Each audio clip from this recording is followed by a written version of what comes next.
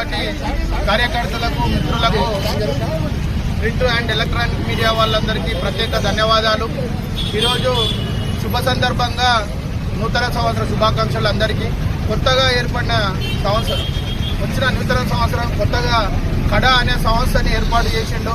అత్యంత వెనుకబడిన ప్రాంతం మన కొడంగల్ అంటే వాస్తవానికి ఈ తెలంగాణలో, దక్షిణ తెలంగాణ మొత్తానికే వెనుకబడ్డం.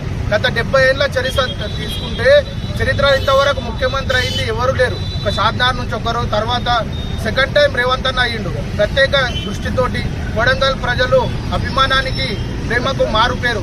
చాలా వెనుకబడిన ప్రాంతం మనది.